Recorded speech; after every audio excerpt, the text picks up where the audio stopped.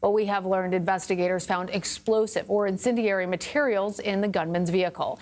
Anna Schecter is here with me now in Studio 57. She is a senior coordinating producer for our CBS News Crime and Public Safety Unit.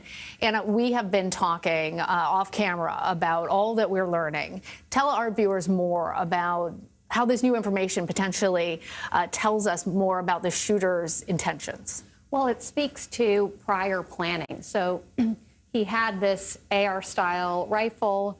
He also had these materials in his car and a device that could potentially detonate the incendiary or explosive materials that was in the vehicle. That is still under investigation. But as you and I were discussing, the tactical way that he climbed up onto this roof, moved in like a commando-style crawl, shot from a position of lying down, which I'm told by experts is difficult to do, and actually so accurately could shoot. I mean, these are all things that investigators are looking at, and it does point to at least some period of time of practicing, of developing these types of skills. Right, because this is a high-powered weapon. It's capable of shooting far distances, but given what we've learned about how far away he was, that he was actually outside of the security perimeter. 410 feet, that's a pretty long distance. And how close it came to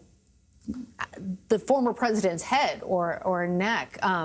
And we understand he has no military training. That's right. But we've also learned that the shooter's father bought this AR-15 that was used legally, and it was registered in his name. These kinds of weapons are legal in the state of Pennsylvania.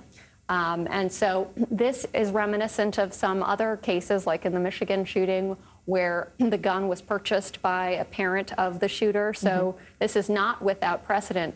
And we're looking at the profile. Here is a young man that is typically the profile of someone who carries out political violence, or even just in the broader scope of mass shootings in a public area like this. That does fit the profile generally. More than 50% of the perpetrators of these acts are young men, generally young white men, and he fits that profile. CBS News has spoken to some former classmates of his who describe him as a loner, say that he was bullied, and that he would wear hunting gear to class. So we're starting to kind of paint a picture. And what investigators are doing now is they're creating a profile, looking for motive, and also creating a timeline of everything that led up to this shooting. We're looking back months, weeks, days, hours, and minutes. And Anna, you mentioned the Oxford, Michigan school shooting and the parents. They're currently serving prison sentences for repeatedly ignoring these warning signs and not securing the weapon. I'm wondering if you could tell us more, because this was a legally purchased weapon in Pennsylvania. What are the legal obligations of parents when they purchase a weapon that's used in a crime like this? Well, it's a case-by-case basis. So right now we are looking for red flags like mental health issues, threats. And right now, we don't have any indication. We can't report that, but the investigation is still at the very early stages. So investigators are mining social media. The shooter did have a Discord account, which is a social media platform. Discord put out a statement saying that he rarely used it, and according to their own internal investigation, did not point to any planning that he did on Discord. But I think in the hours and tomorrow, we're going to learn a lot more about a potential red flag, if there was one that was missed, or multiple red flags. And it seems like in so many ways this matches other profiles of mass shooters that we've seen, but in some ways, not having a big social media presence, it's different. We also understand that he was registered as a Republican, but maybe made a donation to a Democratic affiliated group.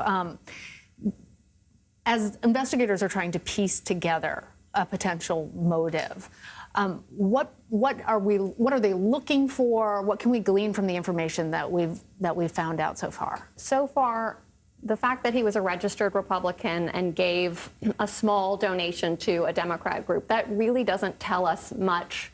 His parents had different political affiliations. His mother was a registered Democrat, his father a libertarian. That doesn't tell us anything about why he would carry out this heinous act. So there are so many questions that remain. I think what's most interesting is we are learning from his associates, former friends, that he was isolated, a loner. Sounds like he didn't have a lot of social support. He was bullied. I mean, these are the things that might point to painting a picture of someone who would actually go and carry this out. And I think a big question that investigators will have is, did he join any kind of tactical group training, target practice in order to carry out something like this? Yeah. All right. Anna Schecter, thank you so much.